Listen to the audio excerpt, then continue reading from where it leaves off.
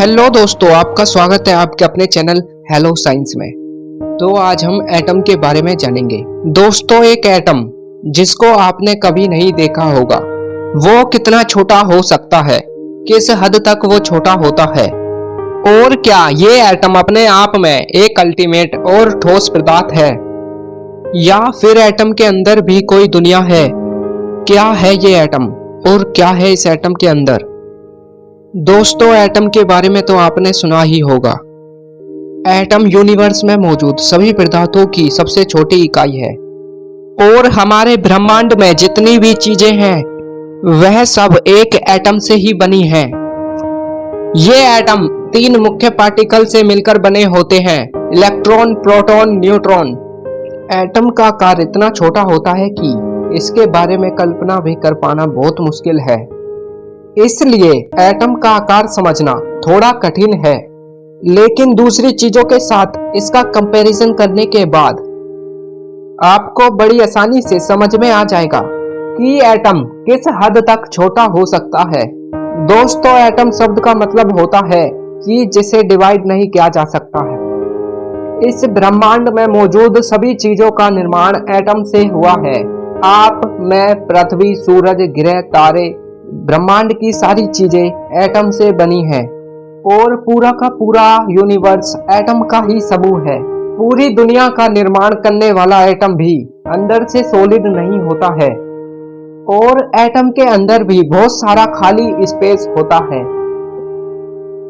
एक एटम अपने आकार में 99.9996% खाली होता है। तो चलिए अब चलते हैं सब एटॉमिक जेल की उस दुनिया में जहां मैं आज आपका परिचय एक एटम से करवाऊंगा। अगर हम एक इंसान का वेट 70 किलोग्राम मान लें तो उसमें 7 कॉकटेलियन एटम मौजूद होंगे। दोस्तों, ऐसा माना जाता है कि हमारी पृथ्वी पर रेत के जितने भी कण हैं उतने यूनिवर्स में स्टार हैं।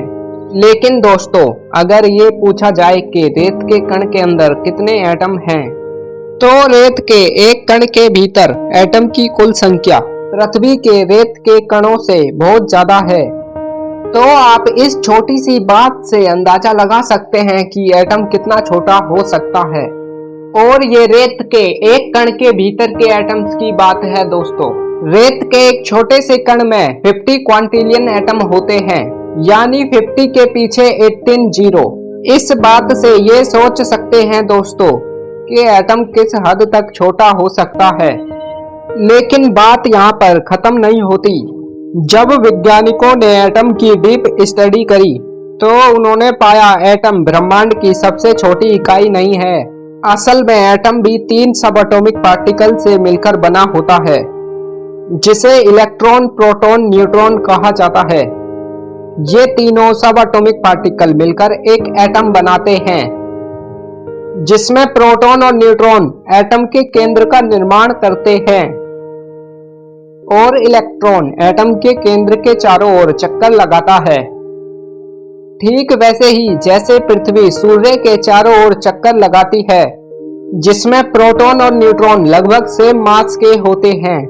और एटम के इलेक्ट्रॉन की बात करें तो इलेक्ट्रॉन का साइज एटम से 10 करोड़ गुना छोटा होता है। और एटम के भीतर के सब atomic particle electron, proton, neutron ब्रह्मांड के सबसे छोटे पार्टिकल नहीं हैं। वैज्ञानिकों ने जब इन तीनों को 2 हिस्सों में डिवाइड करना चाहा तो ये 2 हिस्सों में डिवाइड हो गए, यानी इलेक्ट्रॉन, प्रोटॉन, न्यूट्रॉन भी कोई और पार्टिकल से मिलकर बने होते हैं, जिनका आकार उनसे अरबों गुना ज्यादा छोटा होता है। और इलेक्ट्रॉन, प्रोटॉन, न्यूट्रॉन जिन फंडामेंटल पार्टिकल से मिलकर बने होते हैं उन्हें क्वार्क एंड लेप्टॉन्स कहा जाता है।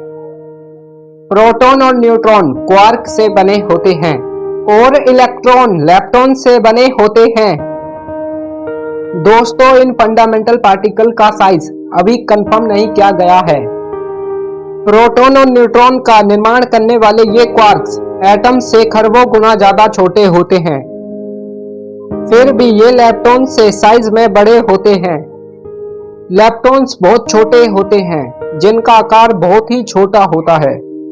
लेप्टॉन्स की कोई मौजूदगी ही नहीं है। लेकिन क्वांटम की दुनिया में ये कहीं ना कहीं मौजूद हैं और इन प्रत्येक पार्टिकल के पास अपना अपना फोर्स होता है, जिसके कारण ये एक दूसरे को अपनी तरफ अट्रैक्ट या रिपल्शन करते हैं। इन फंडामेंटल पार्टिकल के फोर्स के कारण ब्रह्मांड की आकाश गंगाएं यूनिवर्स का प्रत्येक पार्टिकल बना है। आशा है कि वीडियो पसंद आई होगी। वीडियो पसंद आई हो तो वीडियो को लाइक कीजिए, क्योंकि आपका एक लाइक हमें वीडियो बनाने के लिए मोटिवेट करता है।